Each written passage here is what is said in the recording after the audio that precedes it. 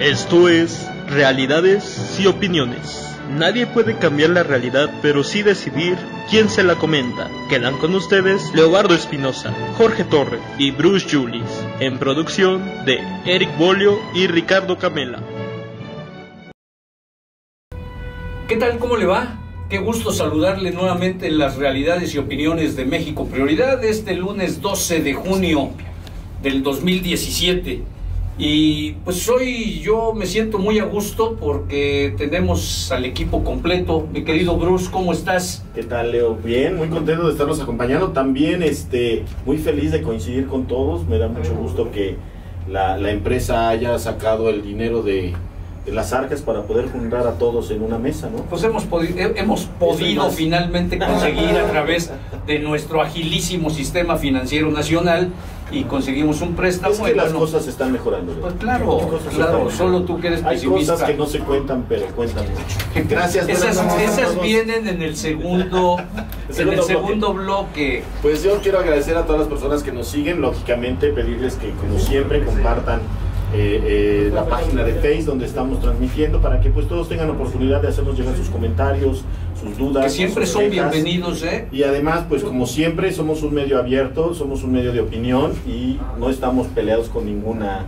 que venga de allá, ¿no? Entonces buenas noches, Jorge. Jorgito, ¿cómo estás? Muy bien, Leo, muy bien, muchas gracias. Yo vengo pro bono. Eso es importante.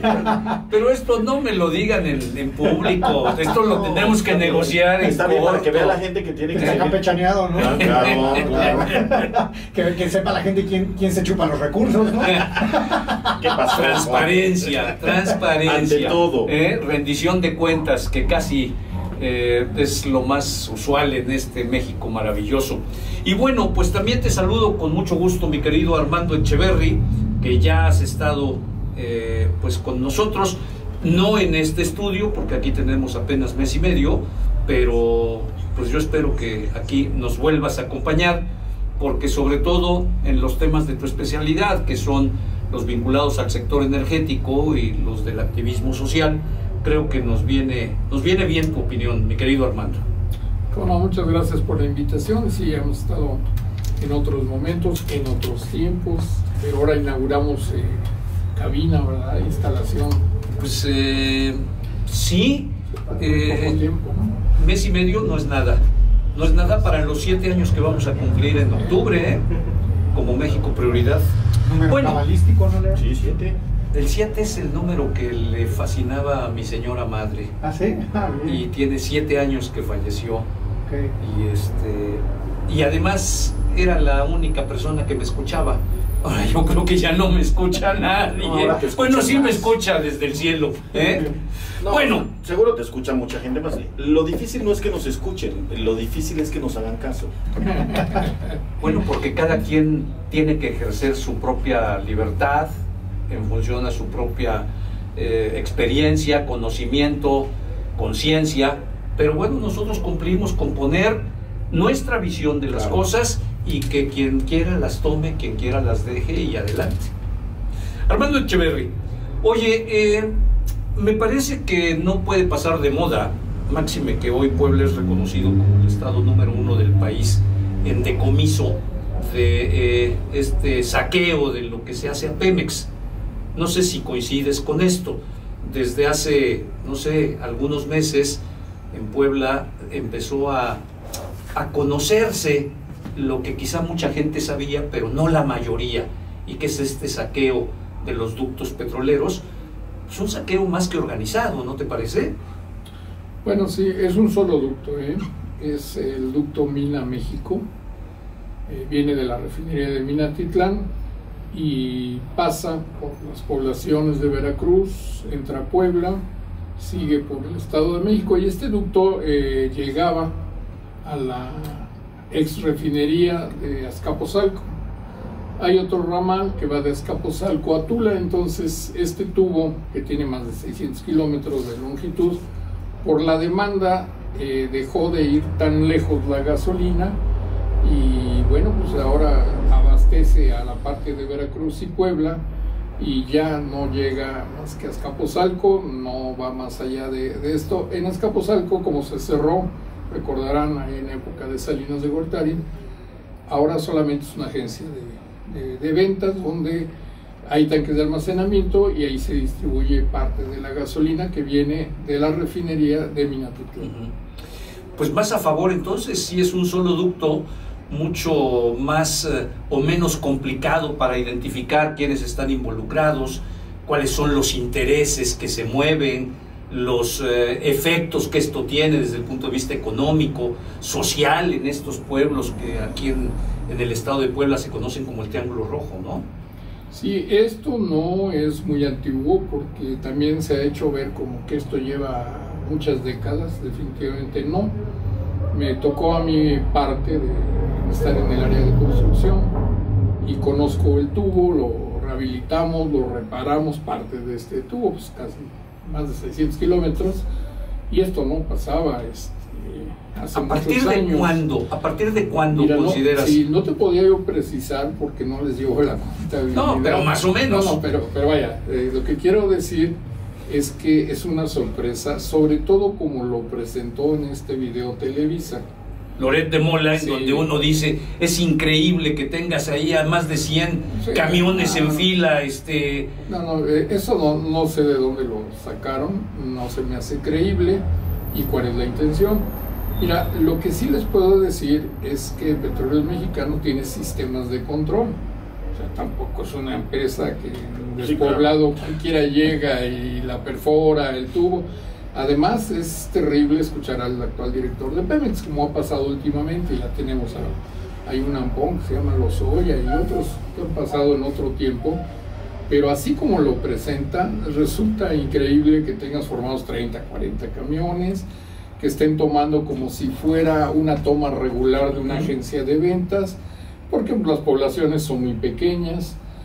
No puedes tener una perforación en el tubo que te esté dando con regularidad la gasolina, porque además son cuestiones totalmente fuera de norma, no son válvulas regulares. Pues yo no creo esto, yo lo he dicho en otros medios que me han entrevistado. Imagínate si hacemos un ejercicio del panorama, que puedas estar conectado en un ducto de Pemex que viene de Minatitlán, primero no lo detectes. ¿Por qué? Pues porque hay dos sistemas que son los manógrafos y los manómetros. Los manómetros son carátulas que están midiendo la presión y ahí vas de 30, 40, 50, 70 kilogramos por centímetro cuadrado. Esto es una presión muy alta. Primero, las perforaciones no las hace cualquier persona, ni con cualquier instrumento, porque se ha dicho otras barbaridades y lo ha dicho personas, inclusive el director de Pemex, que seguramente no. Pero sí no sabe del negocio, vaya, pues son gente especializada. Mira, ¿no? Lo que pasa es que eso fue sorprendente para todo el mundo, lo he platicado con compañeros que están en el área de ductos, y bueno, tener una hilera y tomar regularmente la gasolina, pues eso. Entonces, definitivamente tú no se me da no lo concibes esto como real. No, esto que reportó Loret de Mola en ese video. Porque además dice, es un dron, es que dijo muchas imprecisiones. Yo creo que por lo que él dijo, que le había llegado en la noche ese video, no sé en qué zona es, porque no la precisa. Y dice que es un dron y hace ahí ver que es una fila de camiones y es una toma casi irregular. Imagínense nada más, primero hacer la perforación. Claro. Y bueno, puedo explicar cómo se hace técnicamente, lo conozco bien. Segundo, tener un control regulado, porque la variación de la presión se va dando porque las estaciones que bombean empiezan en Minatitlán, y ahí viene la estación 1, 2, 3, 4, 5, 6, y conozco perfectamente el número donde se encuentran, y la 7 se encuentra en San Martín Texmelucan, bombean y rebombean, por tramos, por espacios. Entonces tendrían que estar de acuerdo con el bombeo regular de Petróleos Mexicanos, porque cuando hay una variación del kilómetro 0, que es Minatitlán, al kilómetro casi 600, que es San Martín, por decir un tramo, hay una serie de coordinaciones que se da a través de radio, en donde dicen baja la presión. ¿Por qué? Porque se puede represionar la línea y eso sí ocasiona un siniestro. Entonces está regulando, y cuando esto pasa se baja el nivel de presión. cuando existe en algún lugar que hubiera un siniestro natural, no hablo de esta Thomas o lo que ellos hacen ver, se cierran las válvulas de compuerta y se cierran, se cancela y no puede sacar nadie. Claro que no, y solamente sacarías lo que tengas en presión del tramo de válvula de seccionamiento a válvula de seccionamiento. Entonces él dijo muchas imprecisiones y luego he escuchado más barbaridades, ¿no? Que cualquiera va con una cegueta y corta. Sí. Eso es acero al carbón, no es de plastilina la tubería, no es fácil cortarla, y además el riesgo que tendrías al tratar de romper el tubo y la presión. Primero, eso no es cierto. Segundo, luego dicen que válvulas. Esas válvulas no te las venden en las ferreterías, son válvulas de alta presión, las mangueras son de alta presión. Y entonces también decían, y a 4 kilómetros una manguera regular. O sea, son puras imprecisiones técnicas que no puedes creerlas los que hemos trabajado en Petróleos Mexicanos. Dices, aquí hay algo más. Y además diciendo imprecisiones para que la gente tenga la idea de que todo el mundo está involucrado, los trabajadores también. Y luego, fíjate, imagínense 30 camiones cargando regularmente como si fuera así la distribuidora. Y luego, en poblaciones, ¿cómo son sus calles de esas poblaciones? Sí, que además son muy angostas, no soportan, y muchas ni siquiera están pavimentadas. Imagínenselas saliendo por casi en cadena hacia la carretera, en la autopista. Y la federal no se da cuenta. En cada estación de bombeo y rebombeo hay partidas militares. Están al cargo generalmente de un sargento. Se los digo porque yo iba a tirar al tiro al blanco con algunos de ellos porque me encantaba ir al tiro. Y bueno, hacíamos amistad y se los platico como anécdota, pero era la convivencia que teníamos con la parte de las partidas militares. La ventaja para los partidas militares que están ahí, que reciben su salario regular en el ejército, y Pemex les da una compensación muy normal y muy regular, y ellos están muy contentos de estar ahí porque les va mejor. Salen un poco de la estancia regular en el ejército, y pues todo el mundo quiere estar ahí en esas y en otras instalaciones como Comisión Federal y otras, porque les va mejor y están bastante cómodos, más tranquilos y muy tranquilos. Claro, sí. Y entonces resulta que ninguna partida militar pues es alertada de que algo está pasando, pues tampoco lo creo. Luego el presidente municipal o los presidentes municipales de la zona, pues ya no sé, tendrías que ser una convención muy acorde, que yo creo que ni en una familia se da tanta convivencia y tan buena convivencia. Tanta coordinación. Y nadie se enoja y en fin. Luego la población, oye, mira, cuando nosotros entrábamos a las áreas de ductos, pues inmediatamente la población, conoces a alguien, ahí vienen los de Pemex, y el que vende en la tienda las papitas o los refrescos te saluda, pues acá parece que todos están muy de acuerdo. Bueno, se dice que incluso ya les creaba condiciones muy difíciles a la población, porque estaban entrando gente extraña, gente armada, camionetas que ya vieron en algunos otros videos, su último modelo, y dices, bueno, ¿qué está pasando acá? Ahora, ¿por cuánto tiempo? O sea, esto parece verdaderamente increíble. En estos manómetros que yo les decía, cuando hay una variación de presión, las agujas se mueven, pero además hay una pequeña vitrina donde se abre la puerta de enfrente, que tiene un vidrio y se llama manógrafo. ¿Por qué lo digo? Porque la gente tiene que entender lo que pasa en la realidad. Ese manógrafo tiene dentro, en papel, una gráfica, como si fuera de un electrocardiograma, con una aguja que va marcando de la parte del centro hacia el exterior la presión. ¿Como un sismógrafo? Sí, exactamente, con una aguja. Y va de derecha a izquierda de 0 a 24 horas marcando el tiempo. Entonces tú ubicas perfectamente los movimientos de 0 a 24 horas y a cuántos kilogramos se está moviendo la presión del tubo. Lo estás verificando constantemente. No creen que los operadores se van a dormir y regresan. Ellos están ahí y hay turnos y las 24 horas se está vigilando esto. Entonces cualquier variación se detecta. Oye, Armando, esto genera, a partir de este comentario que me encanta porque pues nos quita la venda de los ojos, sí, la verdad, pero eso no cambia tampoco cómo se ha venido dando este saqueo.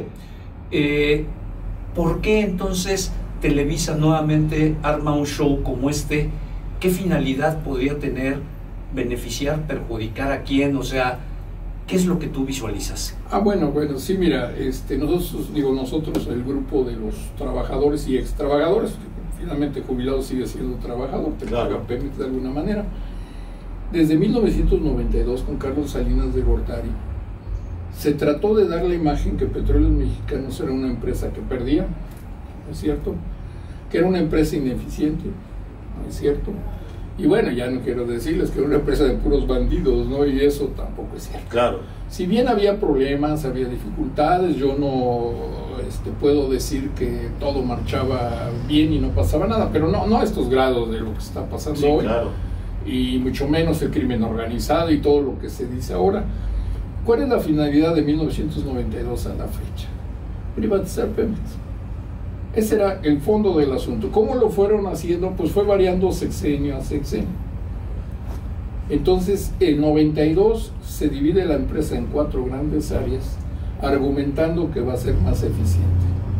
Bueno, pues de alguna manera se da la bienvenida, los que estamos adentro nos van repartiendo sin pedirnos opinión, y vamos a diferentes áreas y a la nueva organización. El gran problema con esta nueva organización es que se rompe la cadena natural y técnica de Petróleos Mexicanos, desde la exploración hasta la venta. Al partir estas 4 áreas empieza algo muy chistoso que le llaman maximización. Y lo conozco bien porque yo estuve a cargo de proyectos de inversión. Inclusive una de las áreas de especialidad que yo logré dentro de la empresa fue hacer cálculos técnicos económicos de estos. ¿Y qué era maximización? Yo la entendía como eficiencia entre las áreas, un mejor trabajo, evitar el exceso de personal, pero resulta que ponen a las 4 áreas a competir. Bueno, quizá una competencia organizada, bien dirigida, tendría sentido. Pero yo a mí donde me han invitado les digo, imagínense que en esta empresa donde estamos, y podría ser esta, o más grande o más chica, ponen por áreas a competir. Pero la competencia se da tan desleal que se ponen el pie unos a otros. En lugar de ser productivo, contraproducente, claro, ¿no? Imagínate que el área de audio se va por su lado, el de la visión por otro, la administración por... Bueno, hasta el que abre la puerta un día se enoja contigo y no le quiere abrir. Y no abre, o abre tarde. Esto genera sabotaje, se genera situaciones de deslealtad. Y además cosas verdaderamente aberrantes. Lo viví, pasaban por mí los proyectos, los analizábamos, decíamos cuál era más rentable uno que otro, pero otra de las áreas que quería llevarse parte de ese presupuesto, o el gerente que quería tener un control de más personal, de esas cosas absurdas, que era una competencia de todos contra todos. ¿Qué pasó? Un fracaso total en esa división que se suponía era para mejorar Pemex. Bueno, a partir de ahí empieza la lucha sorda, y eso fue lo que pasó. Y entonces llegamos hasta la época de Calderón, y les doy el brinco porque ahí se va a un debate que, si lo recuerdan, se hizo un debate en el Senado de la República. Para nuestra fortuna a mí me invitan en una de las áreas, pues en mi especialidad, y yo fui a ver en esa área, en esa ocasión, la flota petrolera, que finalmente es parte de Pemex, otra área donde yo estuve, y te vas dando cuenta que lo que se quiere es hacer una imagen de que es ineficiente, que es improductiva, y que hay que meter al sector privado, sobre todo extranjero, para que la empresa funcione. Entonces, si tú te encuentras un caos en un ducto importante, no es el único del país, porque Petróleos Mexicanos tiene más de 10,000 kilómetros de tubería en todo el país, y entonces te encuentras un tubo importante, Mina México, por la zona donde abastece hasta llegar a la Ciudad de México. La conclusión es pues, que hay que privatizar los tubos para que funcione. Hay que privatizar también las refinerías para que funcione. Porque ya la parte de exploración y explotación, en las famosas rondas 1, la 1A, en la 2, se está privatizando. Ya estaba desde hace tiempo, ¿no? Ahora, y tú podrías decir, oye, bueno, si es para bien del país, nosotros estuvimos el grupo que nos invitaron ahí en el Senado y debatimos. y debatimos con los especialistas que cada quien escogió. Esto fue vía el gobierno federal cuando estaba Calderón y vía los partidos. Para mi sorpresa, un día me hablan y me invitan y bueno, yo me sentí sorprendido de alguna forma y dije, bueno, pues qué bueno que se dirigen conmigo. Me preparé igual que los que fuimos a la mesa y fueron 21 debates. Ganamos todos, técnicamente. Pero a la hora de mandar este paquete que se va a la Cámara primero de Diputados, que fue la Cámara de origen que llevó esto, y luego a ser el Senado, pues empiezan las componendas en los partidos.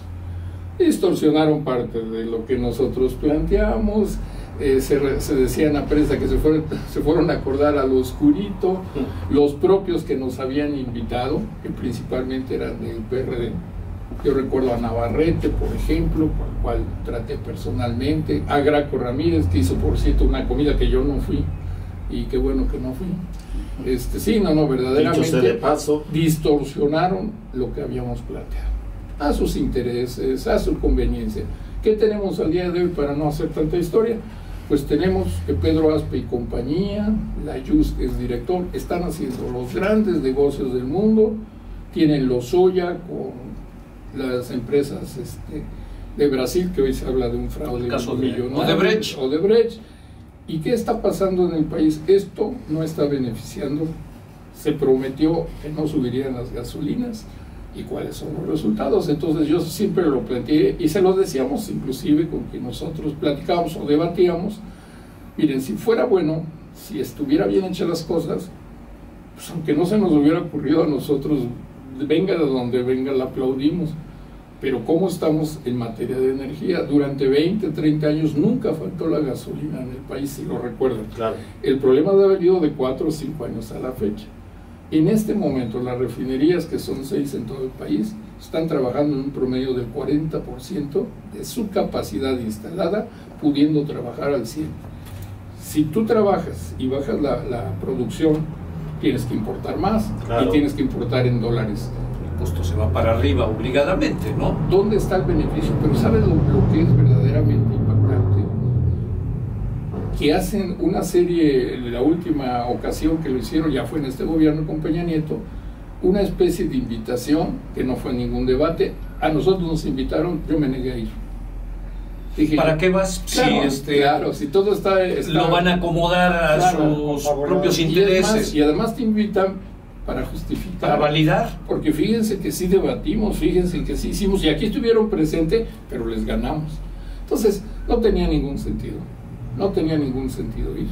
Y los que llegaron a ir en ese primer debate, pues quedaron verdaderamente decepcionados de haber ido. Claro. Que fue el ingeniero Cárdenas por un lado, y pues yo creo que todos le dijimos que no fuera, fue Camacho Solís, por ejemplo, y Camacho Solís con una posición verdaderamente tolerante, y yo lo recuerdo cuando dijo, miren, no vengo a discutir por qué piensan ustedes de una manera y nosotros de otra. Pues era un inicio, un buen planteamiento, conciliador, ¿no? Sí, claro. Pero no es posible que nos quieran convencer que ceder nuestros recursos naturales a las empresas extranjeras nos va a traer un beneficio. Y dijo al tiempo. Bueno, ya Camacho Solís se murió. Y miren los resultados. Ahí está. Si la reforma energética estuviera funcionando, no tendríamos la gasolina como la tenemos ahora.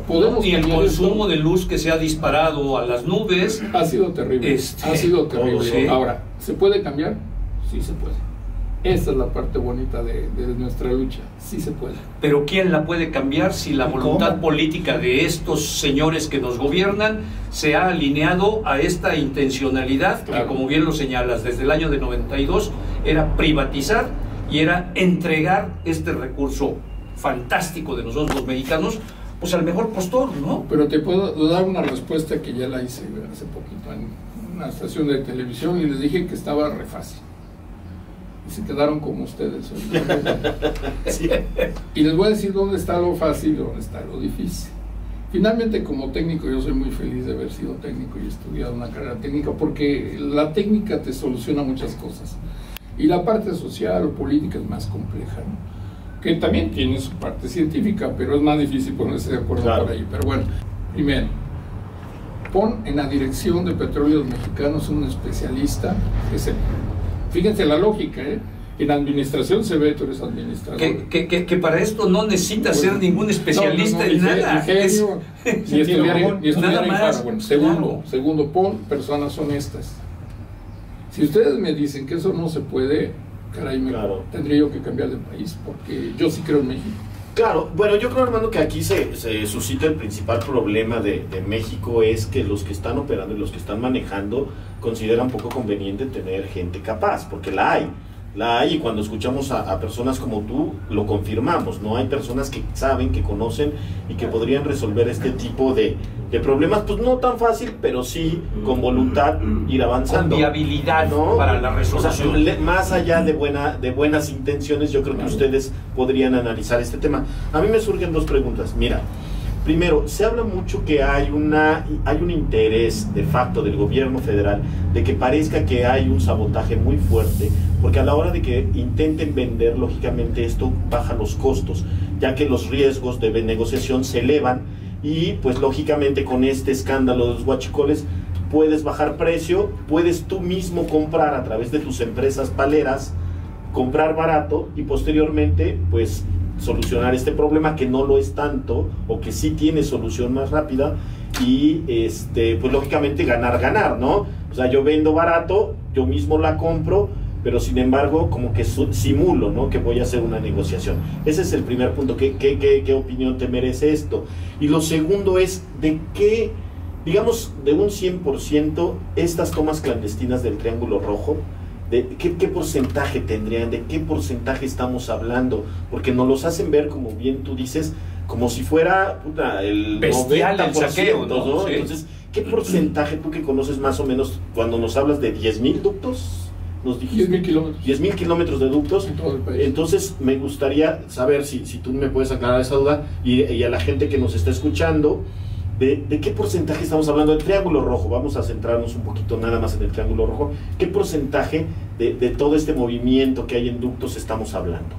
Mira, realmente las cifras, como no las han querido dar claramente, le ponen los números que tú quieras y que como lo quieran, ¿no? Manejar, ¿no? Entonces yo no te podría decir, mira, lo que dice Pemex o lo que dice la Secretaría de Energía. Tienes en la Secretaría de Energía un señor que se llama Pedro Joaquín Córdoba. Lo único que sabe el señor de Energía es vender gasolina, porque tiene unas gasolineras allá en el sureste. No sé si lo vieron en una de la Comisión de Energía, cómo le fue con una compañera nuestra petrolera, con Rocío Nale. Parecía que lo estaba regañando. Bueno, y de hecho sí que lo estaba regañando. Lo exhibió brutalmente. No podía contestar nada, sí. No podía decir nada, porque todo lo que dijera sería tomado en su contra. Sí. Ese es el secretario de Energía. Vi en Foro TV a un subsecretario por ahí cercano a las 12 de la noche, de esas veces que te picas viendo internet y era tarde, y veo un subsecretario y ni quise saber el nombre, es muy fácil saberlo, entré a internet y lo ubico, y dijo, qué bueno que va a venir la inversión ya extranjera en las refinerías. Están trabajando al 40%, pudiendo trabajar al 100% y bajar la importación. Dice, porque además tenemos pues esa sustancia negra, pesada, que no sabemos qué hacer con ella. Subsecretario de Energía, o sea, si no me lo creen, soy capaz de meterme al internet para sacar el nombre. Verlo, claro. Ese es el nivel de preparación de los personajes. Fue tal mi reacción, y yo entiendo que a veces nos pasa, que medio pegué un brinco en la cama, mi esposa ya estaba durmiendo y la desperté y me dijo, ¿qué te pasa? Y me dijo, ya no tomes tan a pecho las cosas y ya sabes cómo están. Fíjense lo que se vive ya en la vida personal y en el hogar, ¿no? Ella lo sabe, pues ella ha sido y además tú lo conoces y eres un apasionado del tema. Imagínate, esa sustancia oscura, ¿saben qué es? Es la parte del residuo más sólido del petróleo. Se hacen dos cosas, combustóleo y pavimentos. Tenemos de 1938 a la fecha siendo un país petrolero. Obviamente que hemos aprendido a hacer pavimentos y procesar combustóleo. Y decía que no sabíamos qué hacer con esa masa oscura. No, él no sabía ni qué era eso, ni cómo se da la refinación. Es la parte más pesada, efectivamente. Pero si nosotros mejoramos, tenemos más refinerías, las llevamos al 100%, ¿Se imaginan qué carreteras deberíamos de tener? Pero entonces no podrían meter el cemento hidráulico, que es un negociazo redondo, que se está fracturando, que además no lo saben trabajar, porque lo trabajan mal, la compactación y la manera del bloque. En fin, el punto es que... No debiera de ser, porque también ahí sí defiendo la ingeniería. Mira, lo técnico, y yo siempre lo he dicho, y bueno, cuando hemos estado en el Senado, en Cámara de Diputados, digo, miren, lo técnico está resuelto. Porque si como técnicos diríamos que no lo sabemos hacer, ¿qué están haciendo y qué está produciendo las universidades de este país? Sabes hacerlo. Claro, pero el problema es a quién le abres las puertas. El problema es la mafia del poder, claro, que no permite, porque no les conviene, porque son negocios de unos cuantos. Ahorita que Leobardo habla con esos términos, me acordé de AMLO. Digo, me acordé. Pronto vas a tener noticias de él. Pero yo no he mencionado. Vamos a ser sus regidores. Pero es que me resonó mucho, porque como he estado en el Estado de México ahorita metido, y lo he escuchado mucho, ¿no? Digo, a lo mejor yo también lo he escuchado, pero está muy lejos de ser de mis simpatías. Tú lo sabes, perfecto. Pero, vaya, es que mira, no está mal el término, independientemente de donde venga, porque no lo quiero manejar por esa vía, pero sí técnicamente está resuelto. Y meter concreto hidráulico o asfáltico no tiene ningún problema técnico. Sí, no sé qué parte conozcan del mundo, pero por ejemplo, pues eso se mete desde hace 70, 80 o 90, 100 años en muchos lugares del mundo. Entonces no estamos descubriendo nada. Ahora, si me dicen que tenemos que traer a alguien de fuera para que nos enseñe, híjole, triste nuestra historia, yo creo que aquí lo interesante sería usar a las personas adecuadas que tenemos en este país y que además se nos están yendo. Porque en la disminución, la disminución de las oportunidades está generando que muchos se vayan. De acuerdo a las estadísticas, se exportó el año pasado a 1.200 doctores en México. Fíjate. 1.200. ¿Sabes cómo está Asia y cómo está Estados Unidos y cómo está Europa? Pues felices. Claro. Entonces, ¿me lo traes? Yo aquí dentro de un grupo que además puedo seleccionar, porque no es el primero que salga y el que yo contrate. Imagínate un equipo de gente de este nivel, muchachos preparados, con todo lo positivo. Por algo nuestros hijos creo que los mandamos a la mejor universidad que pudimos, porque queremos que sean distintos, que tengan valores, que sean honestos. Yo no veo que esto sea imposible, no lo veo así, si no tendría el entusiasmo de seguir luchando. Y si brinco a las 12 de la noche en la cama es porque veo a ignorantes tratando de desinformar, o quizá ni ellos estén enterados, a lo mejor, porque te llevan sorpresas, luego te llevan sorpresas que no las esperas. Y cuando son estos temas, y es nuestro tema, donde hemos pasado una vida entera, tenemos premios nacionales de ciencia, nuestros maestros, y los más jóvenes andan cercano a los 80 años. Nosotros hicimos planteamientos desde Salinas y subsecuentes, diciendo lo siguiente: como ya este grupo de personas que fueron los que realizaron las construcciones de los complejos petroquímicos, de las refinerías, como ya están jubilados y ya cobran, porque sí que no cobramos los jubilados, ya cobran, trabajaríamos asesorando sin que nos pagaran nada adicional.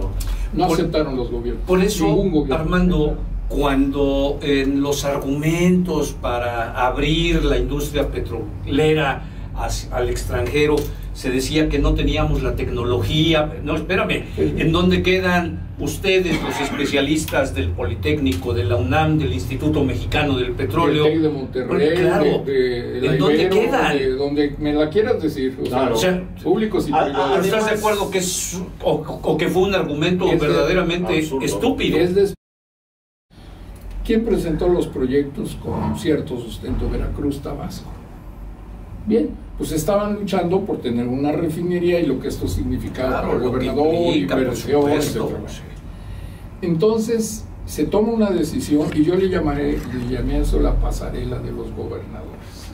Ni intención, ni cálculos, ni apoyados en técnicos, salvo los dos estudios que ya comenté, que eran los más serios, Veracruz, Tabasco. Todos los demás que fueron 8, 9, y fue Hidalgo y fue todo mundo, fue una vacilada. Puebla verdaderamente era nada más Absurdo. pasearse para tener la figura. Puebla no presentó absolutamente nada serio ni sustentado, para que veas de cómo se toman las cosas. Claro. Bueno, dada la presión, se acepta que se haga la refinería en Tula. Yo estuve totalmente en desacuerdo, publiqué, con un grupo, no nada más yo, un grupo de refineros, y estábamos planteando Tuxpan por las ventajas que tiene el Golfo de México. Mover producto por el mar es lo mejor que puede haber para una industria acerera, cementera, petrolera. Ventajas del movimiento, capacidad de movimiento. Y entonces, presionado, el presidente en ese momento de la República saca el concurso, hay ganador, hay ingeniería, solamente del diseño de la barda. ¿Qué? Jamás se presentó. ¿Qué fue lo que se hizo? Ingeniería. A ver, solo de la barda. Y échale los números.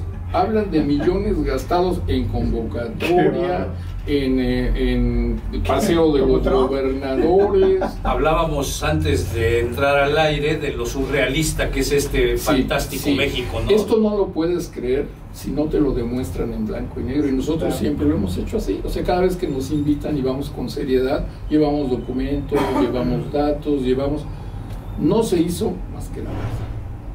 Yo decía, Tula no. ¿Por qué Tula no? ¿A qué distancia está la fuente de la energía, el crudo? Claro, la más cercana está. La tienes en Novoteapa, en los límites de Veracruz y Tabasco. ¿Cuántos kilómetros necesitas de tubería para llegar a Tula? Si ya dije que el poliducto Mina-México anda en 700, necesitas 800. Más todavía, sí. 800 y fracción, calculándole más o menos la distancia. ¿Por qué vas a poner una refinería a 800 kilómetros de distancia y te vas a dar el lujo de traer el crudo de la parte verdaderamente lejana? Decíamos Tuxpan porque nosotros decíamos, tenemos la posibilidad de mover en esa refinería por medio del Golfo y no tienes ningún problema de aprovechar los ductos existentes de 24 pulgadas donde se mueve el crudo desde Novoteapa hasta la refinería de Tula. Pero nuevamente los criterios que prevalecieron fueron los políticos. Pero fueron los de verdaderos asnos, porque imagínate... Pues así son los criterios políticos. Bueno, algunos, hay políticos serios. No, claro. Sí, pero el asunto es así. Y los metes, han ido ustedes en las horas pico y han tomado la carretera que va hacia Tula. No, yo no. Intenten entrar entre 7 de la mañana y las 11. Llega un momento que detienes tu carro antes de llegar a esta bifurcación hacia Tula, que es la carretera que va hacia Querétaro, y sales por la parte norte, no se puede transitar. De regreso, en horas pico de regreso, 6 de la tarde, 7 de la tarde. Le vas a sumar otra refinería. Ya nada más estoy hablando del movimiento y van a salir las pipas por ahí. Claro. Lo van a sacar por la madrugada, por supuesto que se puede hacer, pero ¿por qué con esas dificultades geográficas? A 800 o más kilómetros el crudo. ¿Por qué en Tula? Bueno, los técnicos nos fuimos, dijimos todos los argumentos, ni caso nos hicieron. Ahora, ¿por qué si ganamos los 21 debates con lógica, con técnica, con razonamiento? Es que a Calderón no le daba el Congreso. Si ustedes se acuerdan cómo quedó la elección, el Congreso no tenía una mayoría calificada. Él no pudo llevar la iniciativa porque no iba a tener ese 51%, ni tampoco en los congresos de los estados en el momento de que él era presidente. Los técnicos ganamos la razón, el orgullo de haber participado. No sabes cuántas entrevistas tuve en mi vida. Yo dije, qué bárbaro. Nos hablaban las radiodifusoras nacionales, los periódicos, y ahí quedó. Qué emocionante que todo el mundo te hable. A ver, como satisfactor personal eso no te lo va a quitar nadie, pero el beneficio para el país en donde yo hubiera quedó. Querido ser un desconocido y que hubieran hecho la refinería. Por lo menos hubiera ido donde tenía que ser. Y así nos pasó a los que participamos ahí. Nunca hubo la intención de construir nada. Se va el gobierno. Nunca pudieron justificar los millones. Es que como ellos manejan estas cifras, no te puedo decir si fueron los 100 o los 200 millones o lo que dicen periodistas que no hemos podido tener en la mano, porque Hacienda no te da la información, y si vas tú a estos que están encargados de vigilar el presupuesto y les pides una información que está vedada por 20 años, bueno, no se puede, información reservada. No se puede saber en este país, y solamente una barda, y se compró el terreno. No se va a hacer en Tula, no es el mejor lugar, ni ya dije algunas cosas técnicas, y se tiene que hacer en otro lugar, y la intención no se da. Oye, ¿y tu perspectiva es que esto que inició en el salinismo de privatizar finalmente se va a capitalizar? ¿Tú verías eso? Mira, yo lo que veo, y tal vez ahí no sé si apueste en mi futuro, que lo que avanzamos, y se los digo por la parte de Morena en el Estado de México, da un indicio dentro de la corrupción que yo creo que ya los otros partidos lo reconocen. Pues ya vieron lo que pasó en Coahuila, sí, claro, también. Coahuila, ya se pegan entre todos. Da un indicio que las personas, algunas, toman una conciencia, todavía no es la mayoría, y están queriendo revertir estas cosas. Si nosotros tenemos un gobierno honesto, plural, yo no digo nada más los que estén pintados de mi color y que los demás son ignorantes, están durmiendo o no quieren este país, con gente honesta, por eso está re fácil. Si ganamos, si llegamos y podemos revertir esto. El primer día que estuviésemos gobernando, echamos para atrás esto. No es fácil. Yo he bromeado mucho con mis amigos, me dicen, oye, si te volvieran a invitar a regresar a Pemex, ¿irías? Sí, lo que no estoy muy seguro si aguante, porque antes entrabas 7 de la mañana hasta donde aguantabas, muchas veces sábados y domingos, claro, todo te lo pagaban y bien, buenos salarios, no hay que quejarse. Claro. Pero quién sabe si aguantas ahorita. No ganarías una labor de otro tipo, ya no ir tan intensa. Algo no lo sé, pero los amigos que compartimos andamos entre 60 y 70 años y nuestros maestros entre 70 y 80, pero aún así, pues ahí están los jóvenes, los podemos claro comparar, pero ¿cómo ganas habiendo ganado y que te vuelvas a... Sí, porque lo platicábamos antes de entrar al aire, Jorgito. Sí, o sea, no, tú ganaste, ¿sí? Y simplemente con la mano en la cintura, pues te dicen, no ganaste. Tienes 3 puntos porcentuales menos en el conteo final y no ganaste. No, y además es más grave. Si hay irregularidades, pero no modifican el resultado que estamos avalando en el INE o en el IFE. Sí, pero es que decíamos, el PRI está en la situación del dicho jalisquillo, ¿no? El PRI nunca pierde y si pierde arrebata. Pero además lo que deja la última elección, Armando, a mí me parece que es muy grave, porque muestra que efectivamente no hay por qué respetar las instituciones si te puedes imponer en ellas. Están ustedes reterrojos. yo me estoy espantando. Oye, no, pero ¿a poco no? ¿Por qué respetar las instituciones? Sí, ese ha sido nuestro argumento desde que estábamos en la escuela, pero nos veían así, pero le das la razón al que no sale a votar, porque el que dice no salgo a votar porque no sirve para nada, le estás dando la razón. Pero es que yo estoy de acuerdo con ustedes, pero yo pensé que en la mesa íbamos a estar en algo en desacuerdo, pero ya veo que sí. No tanto. No, pero es que es una dictadura disfrazada de democracia. Mire, la verdad, es que es de sentido común. Es una broma. Y es de amor a México, que es lo que no tienen estos y el amor a infelices. México es amor a tus hijos, que no los vayan a matar porque les quiten desde su lo carro más básico, o les quiten, ¿no? y no porque puedan las cosas materiales que finalmente se reponen su vida. Bueno, no le preocupa a la gente. Ahora, yo no quiero defender a Moreira, le mataron un hijo y fue la mafia. Yo no digo que qué bueno si se lo merecía o no, y el tipo estaba deshecho. Mira, Armando, yo creo que el precio es el precio es brutal. Sí, estamos en la mafia siciliana. Mira, yo creo, Armando, que aquí lo más grave y lo más angustiante que puede pasar en este país es que nos estemos acostumbrando a que sucedan las cosas, que nos estemos acostumbrando al argumento de pues así de todos nos lo hacen.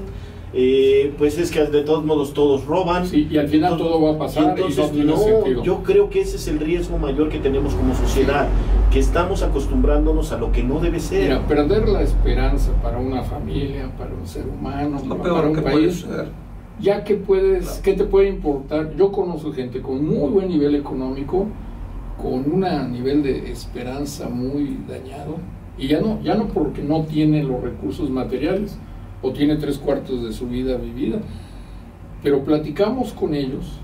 No se imaginan ustedes las experiencias hermosas, padres. Exponíamos con esta claridad y con números y con cosas más técnicas. Nos aplaudían.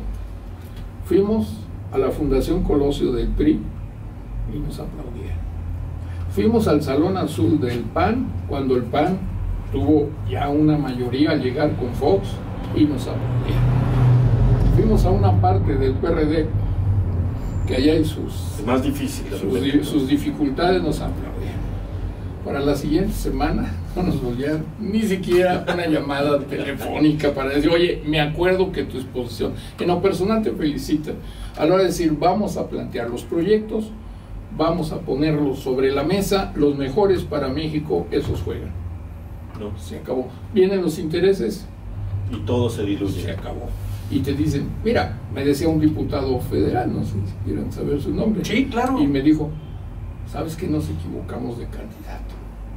Debatimos en una estación de radio, que él quiso debatir, pero no, estuvo muy valiente que quería debatir, yo le agarré la palabra y no le quedó otra. Hasta me invitó a un desayuno porque quería que tuviéramos un acuerdo previo. Fíjense qué folclore, ¿no? Cuando vives esto, me invita a un desayuno previo y dije, no, lo agarraste muy joven al asunto. Dije, desayuné, lo evadí y dije, ya vamos a debatir, vamos a hablar en la radio. Claro. Quería que algo acordáramos, no acordamos nada, yo no iba a eso, dije, ahora te friegas. En el debate le fue como le tenía que ir. ¿Y qué dijo el diputado federal? Que votó por las iniciativas, por las reformas. Bueno, es que el ingeniero tiene más información que yo. Y le digo, ¿y qué querías? Mejor que cierre su boquita. Diputado federal. Y digo, y nos equivocamos, ya me dijo fuera del aire, aquí entre nos fue el periodo anterior. Dice, y nos equivocamos de candidato. Le digo, pero qué friega le pusieron al país. Sí, se equivocaron esos, yo estoy claro. Sí, claro, pero nosotros. Pero si ¿no? me dices, me equivoqué y puse, no sé, a un señor X que no tiene mucha importancia, pues no hay problema. Pero es el presidente de la República. ¿Y ahora? ¿Y ahora qué vamos a Cargamos hacer? todos con eso, ¿no? Alternativas, sí. Esto que se hace aquí en la radio y que dice es marginal y quién sabe quién nos escuche y a lo mejor no llegamos lejos, es parte de la sumatoria del claro, por supuesto, por supuesto. Esto y muchas cosas más. A donde nos invitan, vamos. Claro. Si alguien que nos escucha nos dice, oiga, pero vamos a la colonia fulana, vamos. O sea, no creen que vamos nada más donde nos aplauden o donde nos dan un gran auditorio. No. El 9 de febrero, si no mal recuerdo, me invitó a la Escuela de Derecho. Cosa sorpresa para mí, dije la Escuela de Derecho de la UAP, sorpresa porque eran los 100 años de la Constitución. Y yo no sabía por qué me invitaban, en verdad luego te da unas agradables invitaciones. Le pregunto a la abogada que me dice, oiga, queremos que viene, ¿sabe qué le vamos a decir? Lo siguiente, 100 años de la Constitución, y se quejó un grupo de maestros y de alumnos que solamente estábamos invitando a los abogados que tenían más tiempo, más experiencia, pero que estaban en el PRI. Tiene una razón lógica. Claro. Pues quiénes han sido los magistrados, quiénes han sido, pues porque veamos la historia de nuestro país. Entonces aquellos que tenían el mayor prestigio y los años, pues andaban por ahí o coincidían. Entonces quisieron equilibrar. Y dice la abogada que nos conocíamos, dice, voy a invitar a una gente que es de izquierda, que es un técnico y que viene a hablar sobre el tema, que cabe perfectamente en los artículos 27, 28, claro, 25 constitucional, pero no voy a hablar de eso porque no es abogado.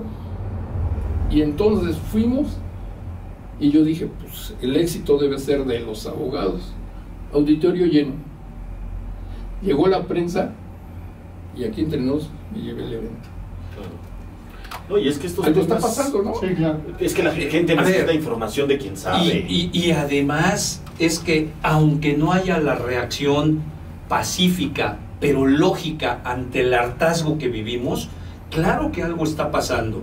Lo que sucede es que muchos quisiéramos que esto fuera un proceso mucho más acelerado, ¿sí? Pero bueno, Armando, es un auténtico placer escucharte.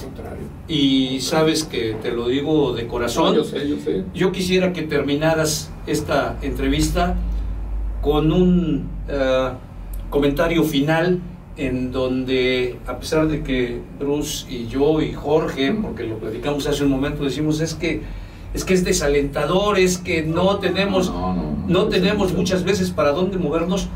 ¿Qué visualizas Pues miren, yo más que nada ya por el tiempo les diría algo, que en el grupo que conformamos hay de todo, personas que pasaron años en esto, que trabajaron, muchos vinieron hasta de obreros y algunos inclusive se graduaron después, en fin, mucho amor al país y agradecimiento por todo lo que esto representa. Yo diría más que la frase para el país, nosotros tenemos algo que por ahí alguien, no sé, lo dijo, dice, mira, si luchamos, podemos perder, pero si no luchamos, estamos perdidos, y como no queremos estar perdidos, seguimos luchando.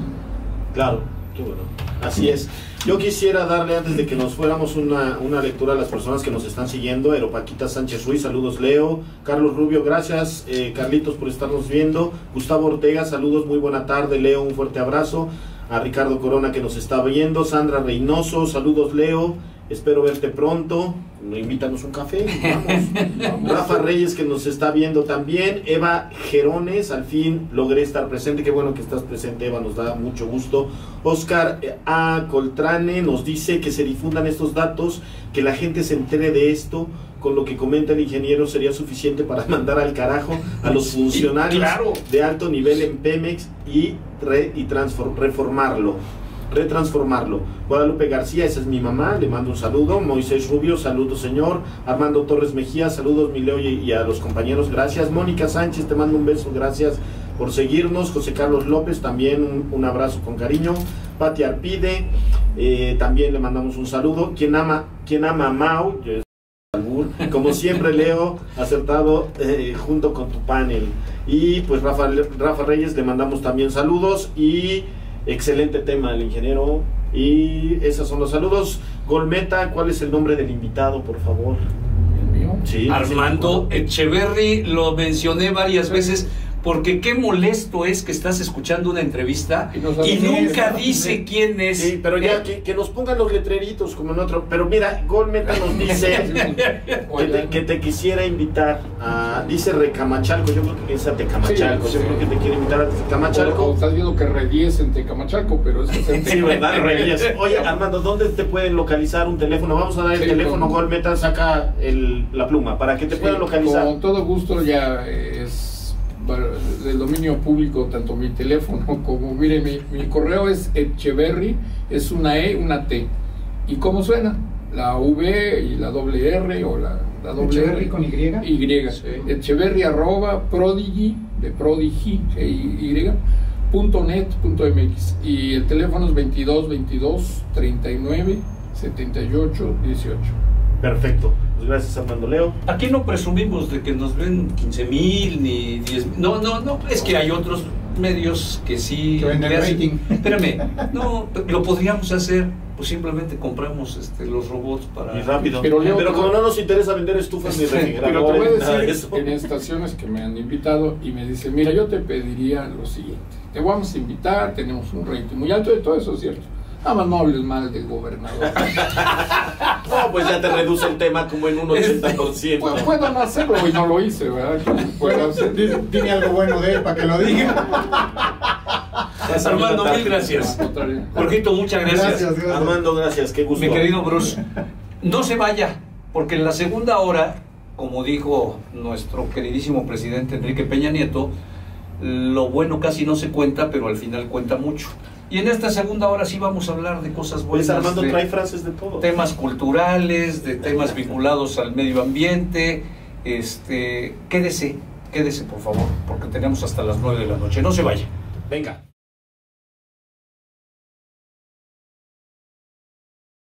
Pues ya regresamos, Leo, ya estamos en la segunda hora de Realidades Opiniones. La verdad es que para todos los que nos están siguiendo, ojalá de verdad hayan podido ver completa la entrevista, y si no, yo los invito a que la vuelvan a ver, porque los datos que nos dijo Armando Echeverry son sorprendentes, nos dan una expectativa diferente, un panorama distinto, y desafortunadamente nos hacen ver todo como siempre, el engaño que manejan las autoridades para hacernos creer lo que ellos quieren que creamos, ¿no? Pues tienen a su servicio todos los recursos económicos, sí, Leo, todos los recursos humanos para hacer lo que se les da la gana.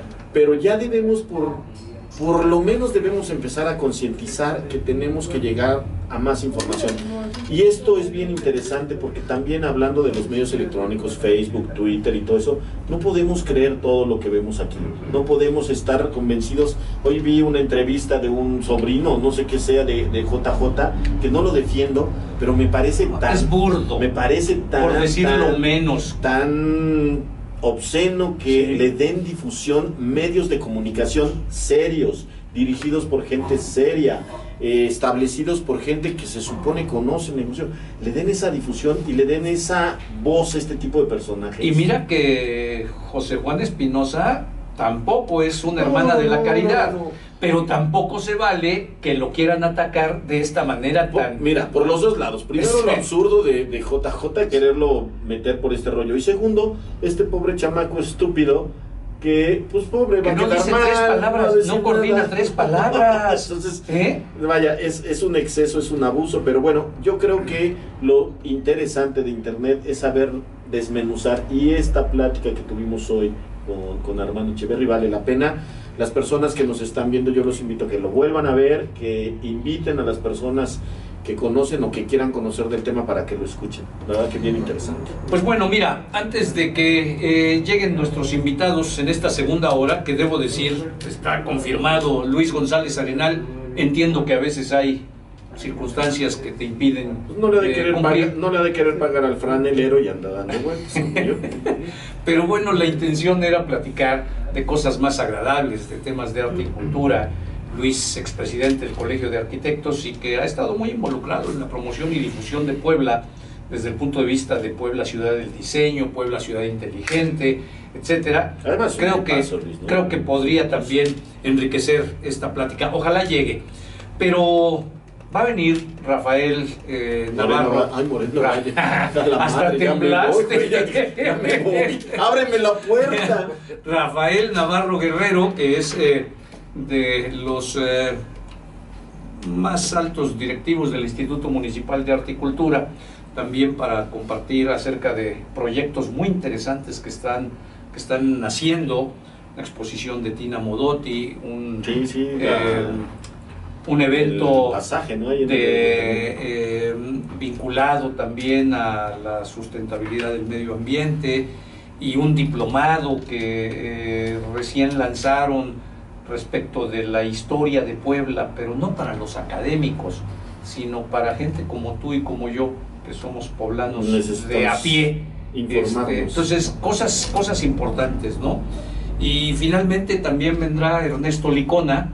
Ernesto es doctor en antropología, es nada más el director de la Escuela de Antropología de la UAP, y nos va a platicar también acerca de cómo los estudios antropológicos en las sociedades, en los pueblos, también pueden llevar beneficios y no solamente quedarnos con el aspecto meramente técnico-científico, ¿verdad? Claro. Pero bueno, pues mientras llegan ellos para hablar de estos temas que son mucho más amables, más ligeros, pues yo te quiero preguntar qué opinión te merece, mi querido Bruce, esta propuesta de Osvaldo Jiménez López, que es el regidor de Gobernación en el Cabildo Municipal, respecto a modificar el Código Reglamentario, el Coremún, Código Reglamentario Municipal, para que las tiendas de conveniencia dejen de vender bebidas alcohólicas a partir de las 12 de la noche. No te rías, que a mí también me generó la misma reacción.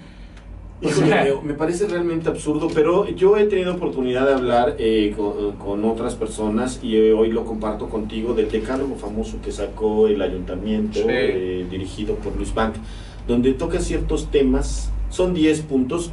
Yo creo que el 10 les gusta porque han de sentir como que 10 es como 10 de calificación, ¿no? Entonces, en primer lugar me llama mucho la atención, ¿por qué 10? ¿Por qué no 15? ¿Por qué no 12? ¿Por qué no 13? ¿Por qué no 1? Sí. ¿no? Primero. Segundo, me llama mucho la atención que este decálogo, yo creo que es lo que les gusta, decálogo, se haya elaborado porque según, y corrígeme si estoy mal, según yo, este decálogo se prometió o se estableció antes de que nombrara a su nuevo jefe de policía, ¿no? A Manuel Alonso García. No sé cómo lo denominan. De Policía y Tránsito Municipal, es dirección. Sí, es dirección. Seguridad Pública Municipal. Entonces es muy raro que cuando tú llegas a ocupar un puesto te digan, tú eres el experto en seguridad, pero mira, tú vas a seguir este decálogo porque es lo que yo prometí. Y ya metiéndonos al tema de lo que tú me dices, pues me parece muy chistoso que, claro, está bien, qué bueno que haya un control sobre bebidas alcohólicas, qué bueno que haya un control por la venta de bebidas, está bien, yo creo que eso es una situación que está bien que lo controles, porque tampoco está bien que no tienes por qué estar vendiendo todos los días a todas horas alcohol, porque, ¿por qué no? Pues porque es un riesgo. A ver, mi querido Bruce, si tú vas y te quieres comprar una botella de lo que quieras a las 2 de la mañana, ¿por qué no? Claro. Espérame. Nada más asume las consecuencias y la responsabilidad que implica que si te tomas la botella y cometes cualquier pues entonces te la cargas. Pero mira, Leo, te digo por qué no lo veo en eso. Vaya, en ese sentido. En el sentido de que tú prohibiendo la bebida, vas a disminuir los delitos. A mí me parece eso absurdo. ¿Por qué digo que está bien? Porque también debe de haber un control sobre este tipo de establecimientos, porque la gente que ahí vende, la gente que ahí está, siempre tiene un riesgo, ¿no? Los restaurantes, los bares... No, eso no, van a tener eso no. Ahora vi, creo que cancelaron Cuchés porque tenía sobrecupo. O sea, a mí me llama está bien. No, pero no, si tienes sobrecupo, oye, Protección Civil, claro. Evidentemente...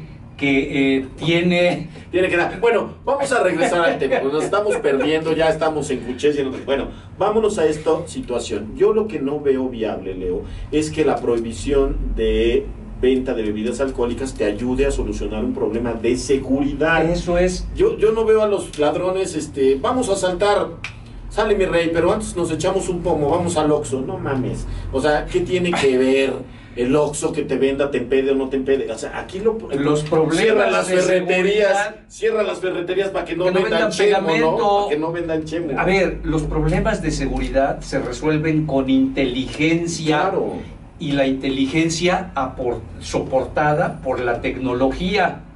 Y la inteligencia y la tecnología apoyada por los elementos policíacos capacitados, adecuados, pagados correctamente. Pero es lo que nos decía Alejandro. Las armas para poder verdaderamente...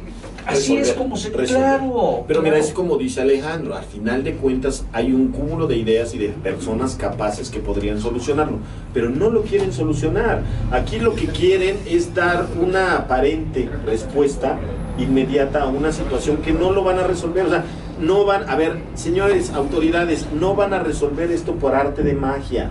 Al final de cuentas, hagan decálogos, veintálogos, treintálogos o como quieran llamarles, esto no soluciona. Hay que ir a las calles. Hace rato, déjenme decirles que hasta les causo, ya se burlan de mí.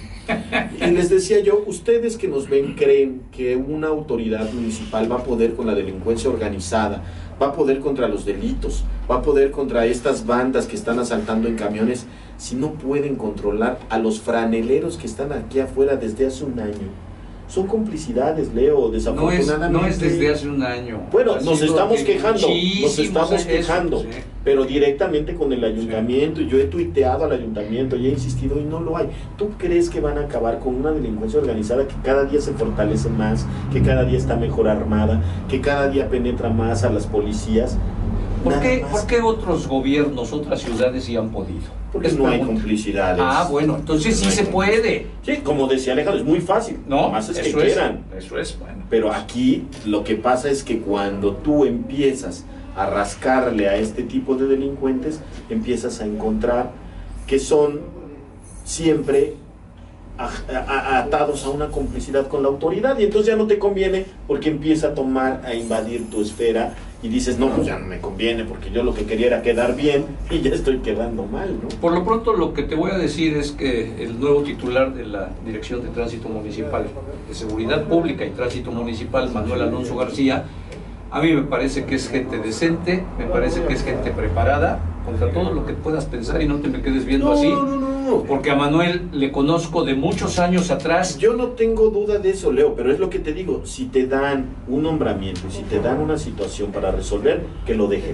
No, y vamos a darle el beneficio de la duda. Que no le den el decálogo y le digan, a ver, esta es la tarea. Sí. No, el señor es un experto en temas de seguridad. Sí. Tú y yo, bueno, tú más que yo lo sabemos, si no necesita no necesita que le demos la tarea, él, o sea, le damos la tarea, pero él lo va a resolver. Aquí lo que me causa extrañeza es que le digan, este decálogo que yo hice, o sea, ¿quién va a saber?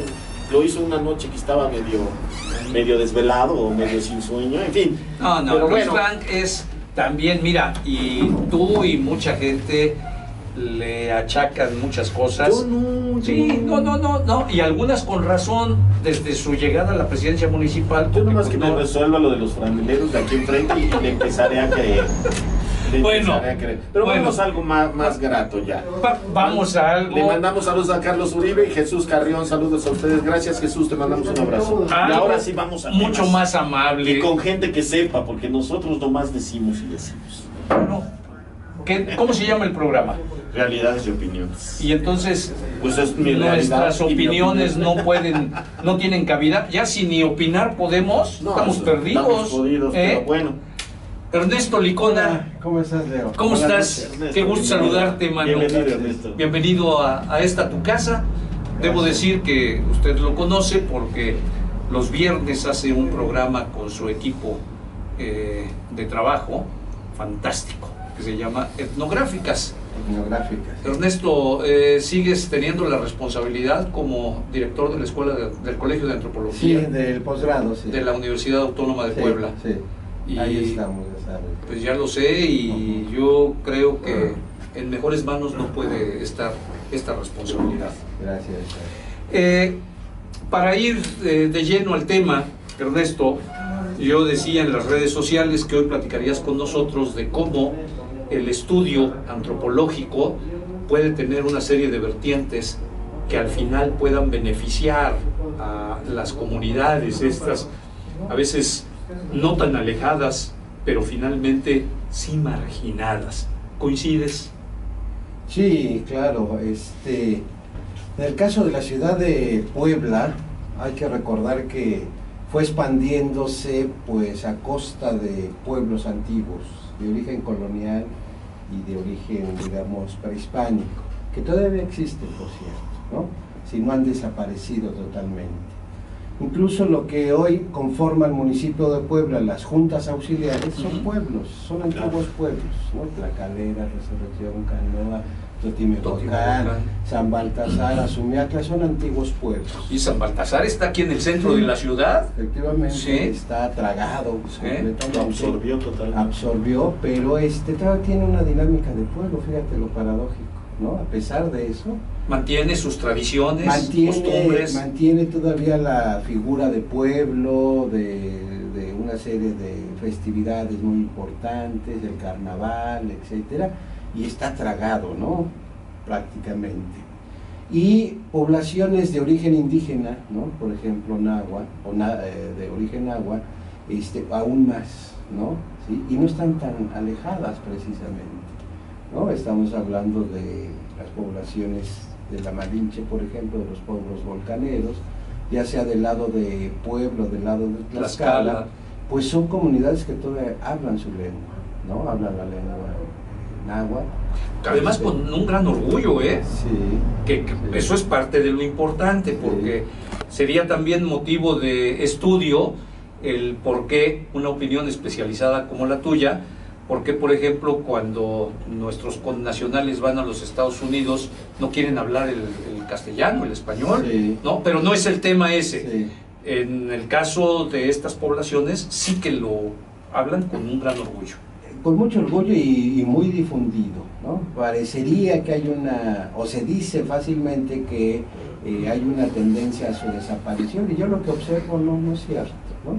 Se hablan los mayores, los adultos, las varias generaciones, hasta los niños lo entienden, ¿sí? Y entonces yo pienso que no tiende a desaparecer. Bueno, si esas son las características, digamos, yo creo que lo primero que habría que hacer es precisamente un diagnóstico de esas comunidades, ¿no? Me preguntabas. Sí. Bueno, ¿qué hacer en relación a estas comunidades? Pues lo primero es conocerlas, ¿no? Cuáles son sus características de vida, a qué se dedican para sobrevivir, cuáles son las condiciones de sus territorios, de su lengua, de sus costumbres, etcétera, etcétera. Y desgraciadamente no se conoce, y nuestros gobernantes, digamos, o muchos de los responsables de las instituciones encargadas de sus proyectos de impacto social no conocen estas cosas, ¿no?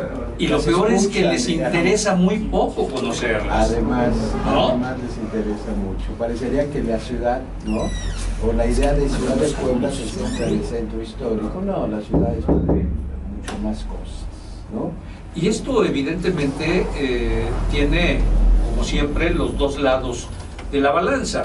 Un lado positivo, que desde el punto de vista de tradición, arraigo cultural, de nuestras raíces, pues tiene que valer mucho, pero al mismo tiempo también problemas muy graves, ¿no? Precisamente por esta marginación, por estas condiciones, pues a veces tan difíciles de subsistencia. Sí, son problemas históricos algunos, digamos, hay que diferenciar, otros producto de su vínculo con la metrópoli, con la urbe, ¿no? Y otros propios de las comunidades, ¿no? Conflictos internos, sin duda.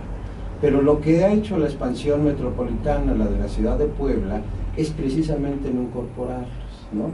Obviamente no está ni planeada ni planificada la ciudad, y esas poblaciones que están, digamos, en las faldas del volcán La Malinche y de otros lados, ¿no? Del Valle Puebla-Tlaxcala, no se consideran, ¿no? Como parte de la ciudad, como parte de la planificación, y no hay ninguna política, ¿no? Solamente electorales, digamos. Ah, no, pero claro, a la hora del voto sí se acuerdan. Pero los corren a cachetadas. Ajá. Sí, además. Oye, no es pero tan fácil, sí. ¿qué le puede aportar una población de estas características a la modernidad, entrecomillada, de las ciudades? Son modernos, o sea, no están anclados en la No. A eso voy, es decir, hablar de tradición parecería, ¿no? O el concepto de tradición ha hecho mucho daño luego para entender esas comunidades. La tradición hoy, digamos en los tiempos contemporáneos, no es otra cosa sino combinar, ¿no? Mezclar distintas tradiciones culturales, ¿no? Por ejemplo, la lengua, ¿no? Son tan modernos que hablan castellano, que hablan su lengua nativa, e incluso algunos hablan inglés, ¿no? Por procesos de migración, ¿no? Es decir, un aporte, me preguntas, pues la lengua, enriquecer la lengua, ¿no? La lengua de los habitantes de este valle, ¿no? Ya, ¿pero tenemos conciencia de la trascendencia que tiene nuestra propia lengua? No, yo digo que no hay conciencia, hay mucho criollismo, ¿no? Una ideología que se ha impuesto, sustentada en el criollismo virreinal, digamos, y estas expresiones que proceden de tiempos anteriores, que son marginadas, ¿no? Y por ejemplo la lengua, ¿no? Es impensable, yo lo veo, pues, no a corto, sino a largo plazo, por ejemplo, que exista una política de reconocimiento de las distintas lenguas, por ejemplo. Oye, ya me viene esta pregunta, perdón que te interrumpa, porque quizá venga un poco al caso. Pareciera que atender la situación de las etnias indígenas, de todo esto, pareciera que el atenderlas sería incluirlas a la metrópoli, sería traerlas, desligarlas, ¿no? Como que los que conocemos, o poco o no conocemos, y hablo específicamente de los citadinos, incluso de los que gobiernan, pareciera que su premio a estas comunidades sería sacarlas de ahí para traerlas a la modernidad. ¿Te parece que eso, lejos de ayudar, perjudicaría toda esta estructura, toda esta cadena social que tenemos? La asimilación o la integración, así se pensó, digamos, desde finales del siglo XIX, el Estado mexicano pensó precisamente su política indigenista en la asimilación, ¿no? O en la integración a la cultura nacional. Lo que ha demostrado el tiempo, la historia, es que no ha funcionado. No ha funcionado. ¿No sería más bien el respetarles en sus propias condiciones y su propia visión de la vida? Hay un concepto, ¿no?, que hoy pues, está manejando, que es la interculturalidad, ¿no? Es decir, un respeto, un diálogo, ¿no?, de las distintas culturas que conviven, que coexisten en un mismo territorio. Obviamente eso traducirlo en políticas, esa idea de la interculturalidad, de reconocer que aquí en el valle o en la ciudad, ¿no?, coexistimos varias tradiciones culturales. Primero es un ejercicio de pensamiento, ¿no?, que hay que... complejo, que hay que entender que no solamente nuestra tradición cultural es la que existe, sino existen otras, coexisten otras, en primer lugar. Segundo, ¿no?, poder tener o respetar como interlocutores a esos otros, ¿no?, que no hablan nuestra lengua, que no tienen nuestras costumbres, nuestras tradiciones, en el diseño de políticas, ¿no?, de todo tipo, políticas públicas de todo tipo, territoriales, urbanas, de salud, de todo tipo, de la escuela, de todo tipo. Y ese ejercicio de respetar al otro y decir que el otro es otra cultura y que lo que me tengo que hacer es generar los espacios interculturales para que tengan cabida, ¿no? Es una cuestión muy compleja en nuestro país. En otros países es mucho más, es mucho menos complicado. Sí. Ayudaría, no sé, y te repito, yo sé nada, pero ayudaría en este caso. Se habla mucho, o se ha hablado mucho, por ejemplo, de que se debería abrir una Secretaría de Asuntos Indigenistas, específicamente una Secretaría Federal que atendiera exclusivamente este asunto de etnias, de grupos indígenas, de esta situación. ¿Ayudaría o simplemente caeríamos en más, pues qué será, más burocracia, más tipo de distracción? Pues Cárdenas la creó, el Instituto Nacional Indigenista, ¿no? Ahora es la CDI, pues allá hay una propuesta muy concretita, ¿no?, de reconocer pueblos indígenas, es que desde el concepto que tenemos, y hablo de tenemos porque es la manera correcta de expresarse, sí, discriminando, rechazando, minusvaliendo justamente a nuestros indígenas, ¿cómo rompemos con esa tradición cultural de los que nos sentimos de la ciudad? Es que es lo que te digo, pareciera que lo que queremos es metropolizarlos, no, o sea, vamos a darles la oportunidad a los indígenas, tráetelos para la ciudad, no, o sea, ¿cómo no tocamos esto? ¿Cómo interpretamos? Porque además esa es nuestra interpretación, y tan es así que los avances de nuestras sociedades, ¿cuántas calles pavimentaron, no? O sea, sí, no importa si te llevas a la trampa toda la ecología. Pareciera que nuestro concepto de atenderlos es, por eso decía yo, sacarlos de su lugar y meterlos a un lugar donde definitivamente no están cómodos, donde ni siquiera les interesa estar. Por ejemplo, en términos territoriales, bueno, el territorio nacional es usufructo del Estado, y el territorio nacional está, digamos, organizado a partir de los estados, de los municipios, que es la figura fundamental, ¿no?, claro, político-administrativa. Lo chistoso de esto, ¿no?, es que algunos pueblos indígenas, ¿no?, están diseminados en varios estados, ¿no?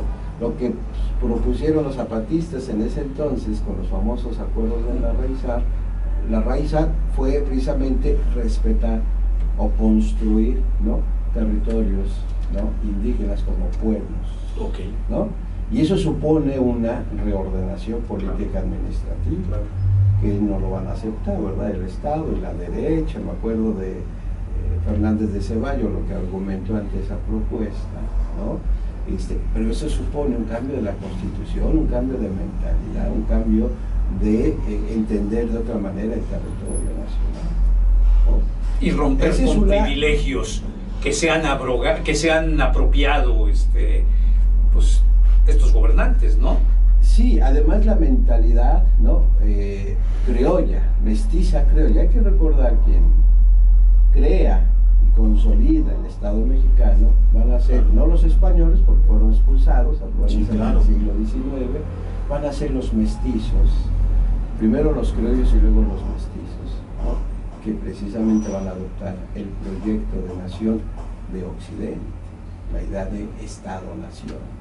Y este Estado-nación homogeniza, no respeta la diferencia, claro, ¿no? Y ese es el problema, pensar de que México es un país uniforme, homogéneo, claro, homogéneo, sí, uniforme, y la realidad es otra. Sí. ¿Cuántos millones de personas indígenas hay en el país?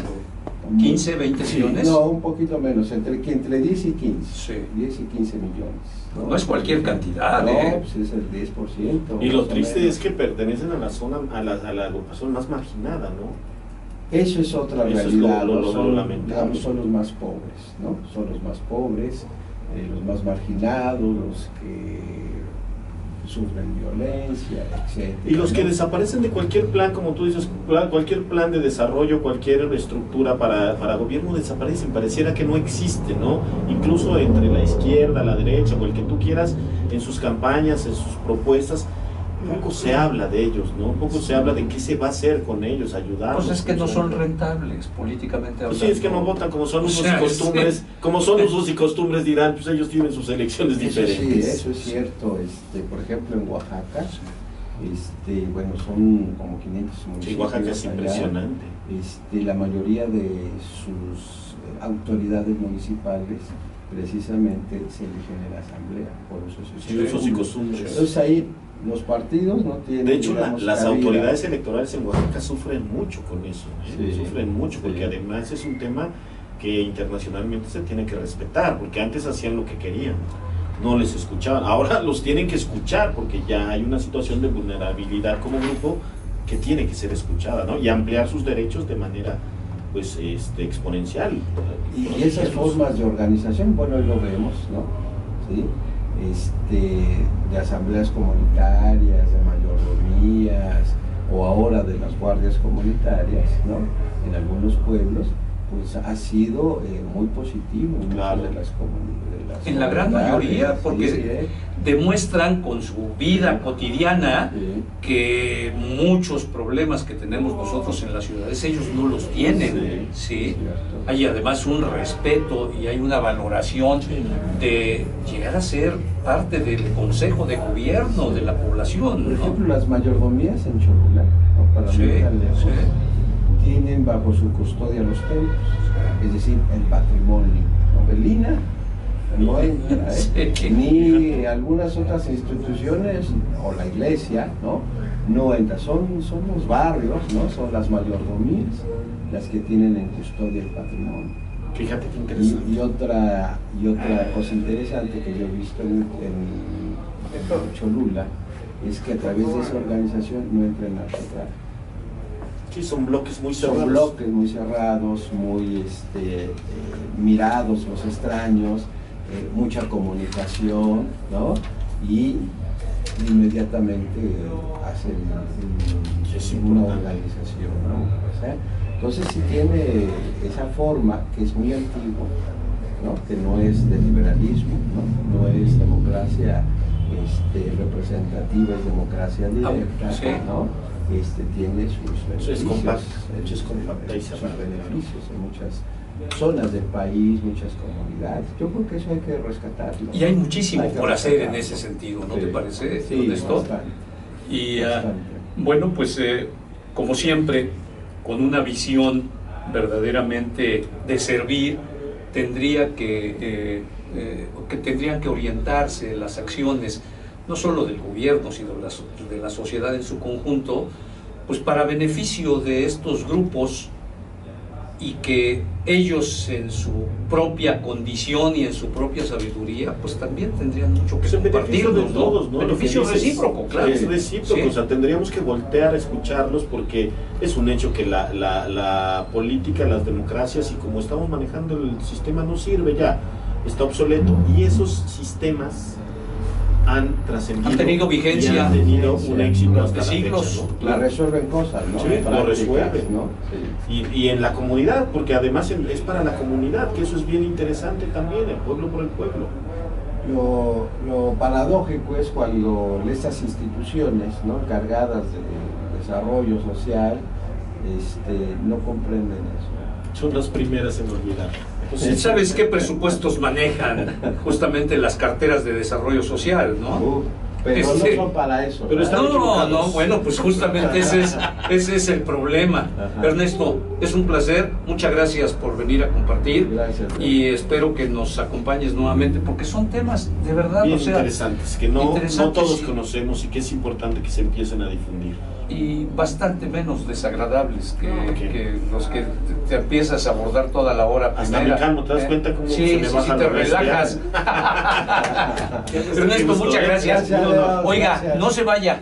En menos de un minuto regresamos y ahora, como llegó tarde mi querido Luis González Arenal, pues no lo podemos rechazar. No, pero Tiene ¿qué que pasa? entrar Luisito, y ya llegó Rafael Navarro Guerrero. O sea que vamos a tener unos minutos para platicar con los dos, que los temas están vinculados también. Un No minuto se y vaya. regresamos. Un minuto, gracias.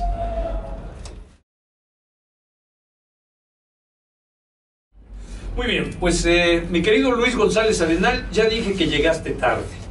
Y Llegué perdóname, tarde. sí, porque... Estaba yo negociando mi lugar aquí afuera por lo de la lucha. Sí, No, me también, imagino, sí. también. Yo le dije, Luis, seguramente está peleándose con los brasileños como yo. Pero tu jerarquía, fíjate que si se hubiera tratado de otro invitado, le hubiera dicho, ya no, porque quedamos a las 8. Ya ves que soy más que inglés, ¿no? Ya lo sé, Ah. ya lo sé, Sí, sí. por eso no pasa Lo nada. sabíamos. Y bienvenido. De hecho, nos preocupaba porque eres muy puntual y pues, algo seguramente se atravesó. Y bueno, pues mi querido Rafa Navarro, bienvenido también. Buenas noches a todos. Acércate más al micrófono, porque si no... Rafa no me conoce así de vista, pero yo lo vi desde que era un bebé. Le decíamos bebé, ¿o cómo te decíamos, Rafa? Chogua es como me dicen. Sí, no, pero yo te decía de otra manera. Yo soy muy amigo de Miguel y soy muy amigo de Gabriel. Ya. Y ahí donde vivían ellos nos veíamos. Y él era el bebé, era más chiquito. Y Pues míralo mira, ahora. es- ¿Quién lo viera? Ya se ve más viejo que yo. Pues yo te voy a decir, no No. No te hagas esas ilusiones. No, si yo te dijera desde cuándo lo conozco, No mi más querido que Rafa. yo lo conozco desde antes que naciera. Está bien, déjalo. Nos vamos a pelear para ver quién lo conoce antes. Luisito, ¿cómo estás? ¿Todo bien? Muy bien, muy amable, gracias. ¿Cómo va nuestra ciudad de Puebla? Bien, la ciudad muy del bien. diseño. Bien, de eso les quiero platicar velozmente, yo sé, porque aparte Rafa tiene muchas cosas que comunicarles de eventos del IMAC. Ya lo sé, muchas cosas. ya lo sé. Pero fíjate que y logramos que Puebla sea el estado invitado en Design Week a fin de año en la Ciudad de México, que es el festival de diseño La más Semana del importante Diseño, de este país. ¿sí? Y Suiza, el país invitado. Entonces la semana pasada hubo un ejercicio muy interesante en el que vinieron unos diseñadores suizos, varios diseñadores del DF, unos diseñadores de Puebla, se fueron a Hueyapan, fueron a Izúcar de Matamoros, fueron a medio estado, fueron a Cuetzalan, a diferentes talleres de artesanos, y se regresaron todos el martes o miércoles, y en el Barroco se hicieron unos talleres en el que se juntaron los diseñadores con los artesanos y se presentaron, todos presentaron sus diseños, y luego se hicieron duplas. Lo interesante de estas duplas es que ya proyectaron, entre ellos ya diseñaron varias cosas, y se van a producir ahorita en estos meses de aquí a octubre, que va a ser Design Week. Y lo padre del asunto es que se va a presentar un diseño del diseñador, o sea, del diseñador, ya sea suizo o mexicano, uno del artesano y otra pieza que se va a producir en conjunto. Ya tenemos garantizado el lugar y firmado en el Museo Tamayo, pero lo más probable es que se haga en el vestíbulo de Antropología e Historia. Y luego esa exposición se queda ahí en octubre y se viene en noviembre aquí al Barroco. Hay tantas cosas tan interesantes, tan bonitas, tan motivo de orgullo que debiera de ser para nosotros los poblanos, pero a veces nos pasan desapercibidas. Sí, fíjate que yo platicaba hace poquito que el Museo Regional de Cholula, más que un museo de arqueología o de antropología, debería de ser un museo de diseño. Sí. En realidad ahí vemos toda la evolución de todas esas piezas que se diseñaron hace 400, 600, 800, 1000 años, y que era diseño industrial, porque servían para calentar tortillas, para poner el copal, o sea, para guardar líquidos de cosas. Entonces, en realidad, Las necesidades propias de aquella época. de aquella ¿no? época. Claro. Y fíjate que específicamente en el Museo Regional de Cholula, que empiezan con la cuestión arqueológica y terminan con las artesanías del Estado, que verdaderamente hay maravillas, cosas que yo nunca me imaginé, o sea, verdaderamente la calidad que se hacen, sí es una secuencia de la gran tradición que tenemos de diseño. Creo que no es gratis esto que seamos sin duda, pero además es que si no hay quien lo impulse, pues se van quedando ahí las cosas, ¿no? Sí, y yo creo que tú eres uno de esos grandes impulsores, man. Para no ser poblano, eres mucho más poblano por decisión propia que muchos de nosotros. No, y aparte llevo aquí más tiempo que la mitad de la población del estado, porque llevo 35 años, todos, ahí la mitad del estado nació después de que yo llegué. Sí, sí, correcto. Pero si bueno, la cuenta así. Y como tú hay muchísima gente muy valiosa, Gracias. muy valiosa. Rafa, el diplomado que recientemente, porque ¿qué tiene apenas? Un par de... Año y medio. Bueno, pues está reciente, claro. Este diplomado sobre la historia de Puebla. Sí, es un proyecto muy importante en el cual lo planteamos desde el IMAC y estamos trabajando en mancuerna con la Facultad de Filosofía y Letras de la UAP. Ha sido muy exitoso, ha tenido 190 alumnos en las 3 ediciones, está todavía en curso la 3ª edición. Y bueno, para la gente interesada, este diplomado va pensando en que no solo los académicos deben de conocer de su ciudad, claro. Definitivamente es un tema que le tenemos después que por eso todo. Nos menosprecian, o sea, como que se sienten bordados a mano, y tengo muchos amigos académicos, pero sí, como que hay que acercar más a la sociedad común y corriente por este supuesto. tipo de temas. Y entonces en ese diplomado pueden ver desde la época prehispánica hasta nuestros días, ¿no? hasta la vivencia diaria. El cuerpo académico que participa viene del Consejo de la Crónica del municipio, de la Facultad de Filosofía y Letras, del Instituto Nacional de Antropología e Historia y alguno más que llegamos ahí a meter. Tenemos recorridos y buscamos que no solo sea el tradicional de las clases y haces tu tarea y se acabó, ¿no? Presentamos, por ejemplo, la revista Coatlascuapan de la Gerencia del Centro Histórico, se les regaló la revista a los alumnos. Y bueno, este diplomado lo vamos a volver a abrir en septiembre. Tiene mucha demanda, por lo que recomendamos que los que interesados pues se acerquen ya al IMAC. Ahorita tiene un costo de 2.900 pesos, un solo pago, 120 horas, aval curricular, y no es por nada, pero los precios están fabulosos. ¿Cuántos alumnos tienen ahorita, Rafa? Ahorita tenemos 190. 60 dividido en 2 grupos, pero ya desde que se abrió con esto son 190. Más o menos son 60 le dan cupo a 60 digamos, por diplomado. Exactamente. Entonces los que quieran entrarle en septiembre, que consideren que va a haber pues 60 desde lugares, antes, ¿no? porque o sea, tiene mucha demanda el diplomado, entonces vamos haciendo una lista de espera y depende si se abre un grupo, si se abre 2, en la primera edición se abrieron 3 grupos. Oye, los catedráticos que imparten este diplomado pues son de lo mejor que tenemos en Puebla. Sí, el Consejo de la Crónica. ¿Cuántos cronistas tiene Puebla? Porque siempre he tenido esa duda. ¿Y por qué tantos? No sé si te voy a poner en una situación difícil, pero a ver, Luisito, tú ayúdanos. ¿Cuántos cronistas de la ciudad de Puebla? Sí, claro, unos 12. ¿Cuántos habrá? Sí, ha variado un poco. El Consejo de la Crónica depende de la Secretaría del Ayuntamiento y ya ha variado. Desde su conformación estaba, por ejemplo, el profesor Pedro Ángel Paló, o alguna vez estuvo don Eduardo Merlo. Ahora ellos ya no están, digamos, Gloria Tirado. Gloria Tirado sigue, y hay unos que están más vigentes que otros.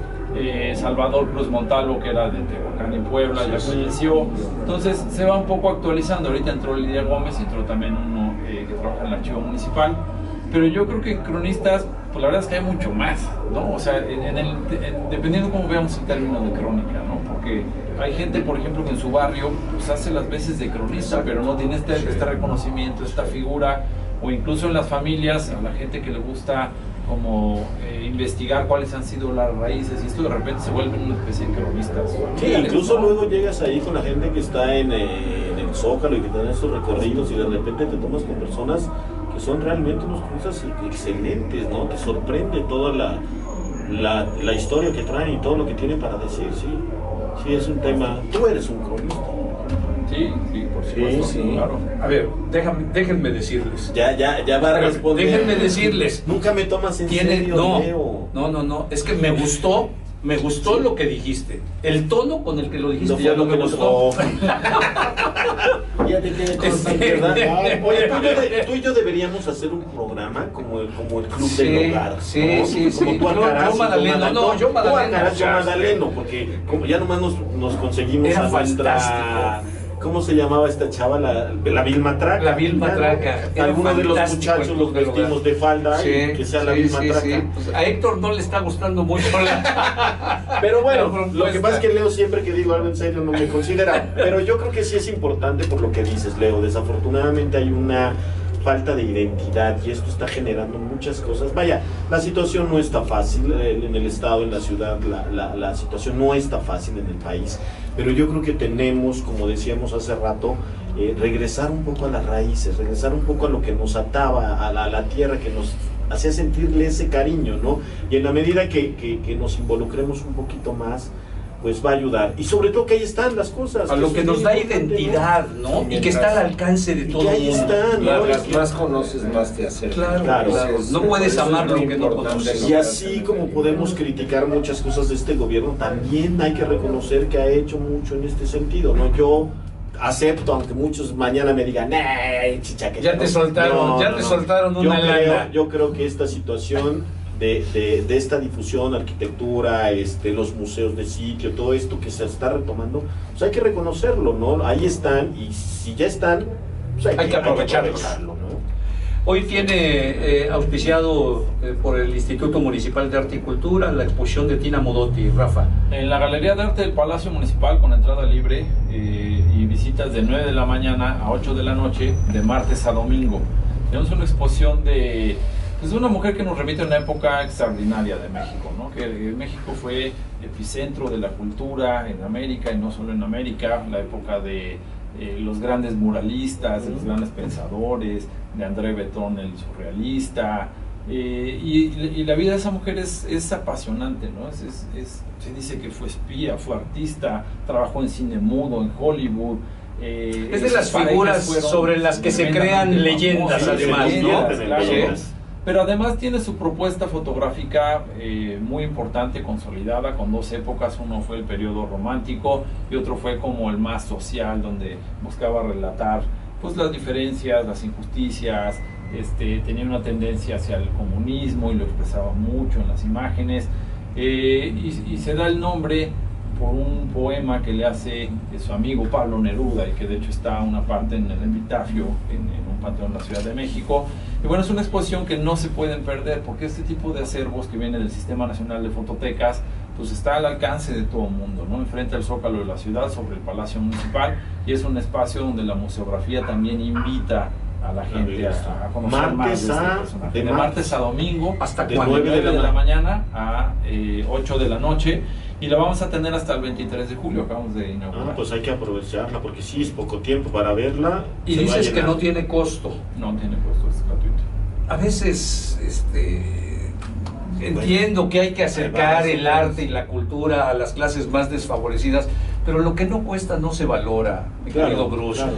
Y eso es algo que no terminamos de entender. Yo no estoy de acuerdo, claro, pues, dirán, y pues qué importas tú, pero yo creo que, sobre todo, hombre, cuando tú vas a cualquier museo en Estados Unidos, en Canadá, en Europa, y en donde la entrada te cuesta 15 euros para hablar bajito, pues yo creo que aunque fuera simbólico sí tendría que... Nosotros tenemos esquemas mixtos, hemos tenido otro tipo de exposiciones que de otra manera no nos hubiera permitido traerlo. En este caso, como es acervo al gobierno federal, pues inviertes una parte en el seguro, los traslados, tienes que tener las condiciones de humedad, por supuesto, pero hay otras exposiciones que, aunque quisiéramos, no las podríamos haber dado gratis, ¿no? Como Tutankamón, la exposición que tuvimos de Miguel Ángel, y la verdad es que, como bien dices, eso sirve para formar a la gente, ¿no?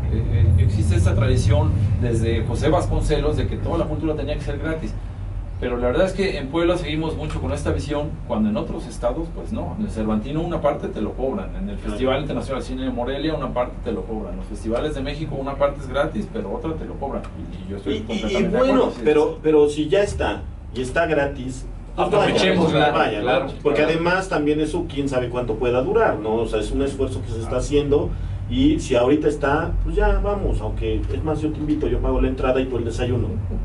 ¿Te parece? Mira, bien? le vamos a hacer el comercial a Nevados. Nos vamos a Nevados.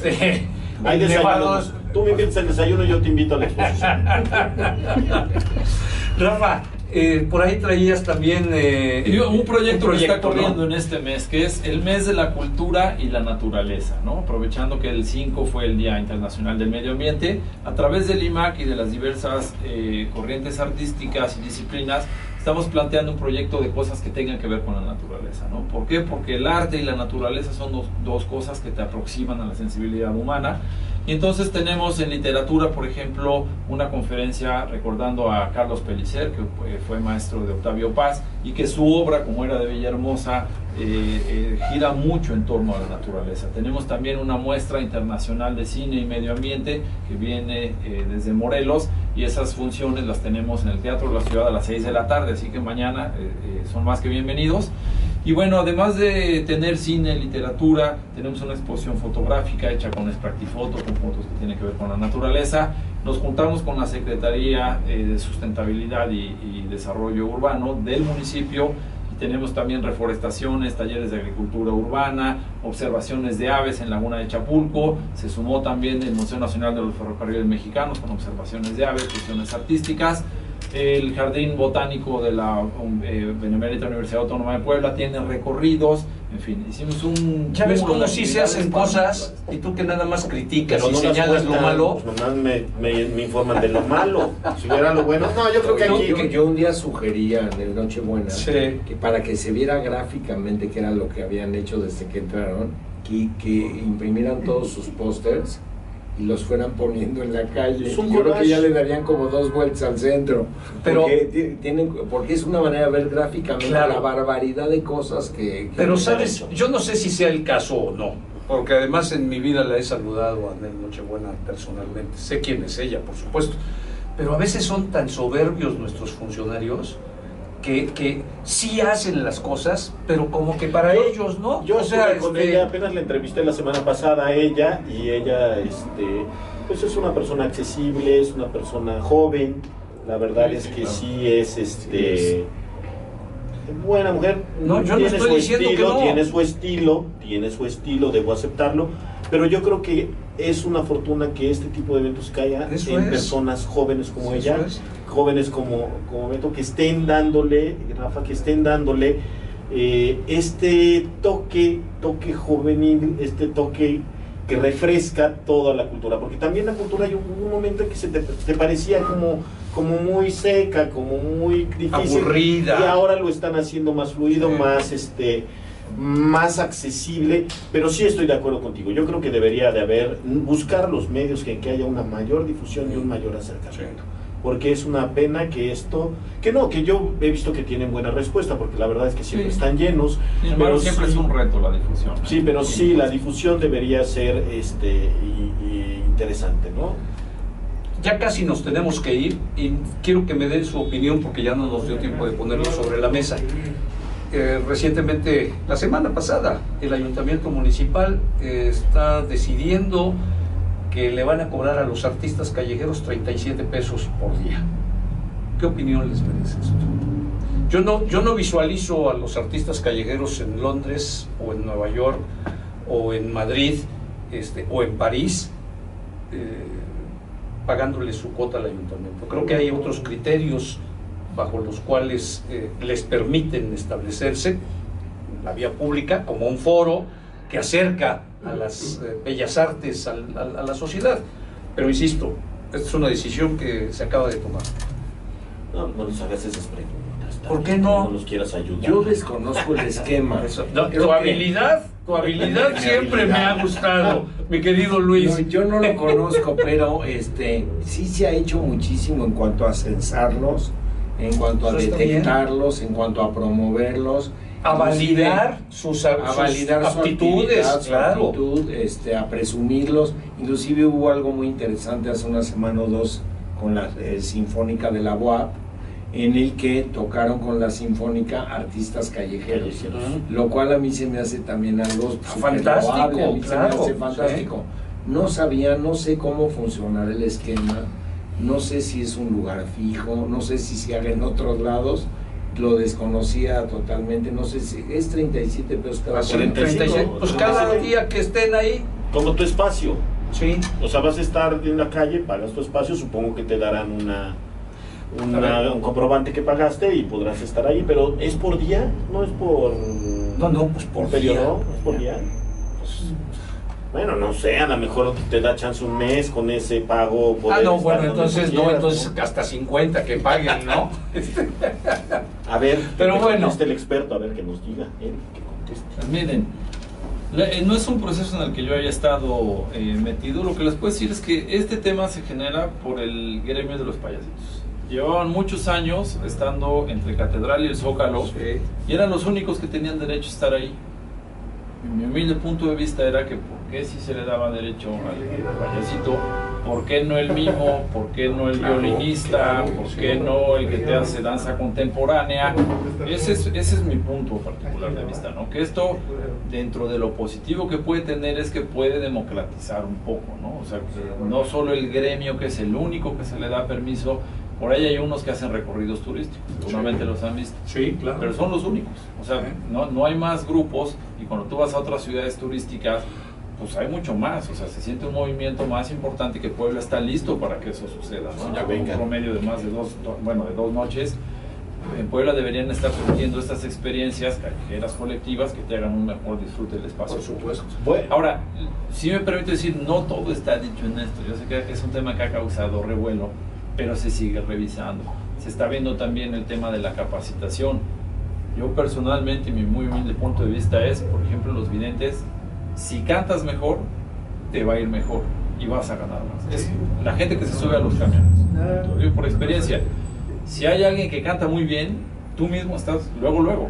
O sea, o te llega, o dices, ese chavo está bien, o tiene una actitud muy padre, y tú mismo estás buscando para darle dinero, ¿no? De lo contrario, los que se suben a los camiones y cantan mal, pues bueno, tienen que batallar más porque no les dan. Sí, es un tema muy muy complicado, porque yo también estaría de acuerdo. Bueno, cobra la entrada a la exposición de Tina Modotti, cóbrala 15 pesos y no le cobras a los artistas callejeros, que regularmente los artistas callejeros están buscando un modus vivendi. Es que además... Entonces, es todo un tema. Yo creo que sí. Por orden. Yo creo que es...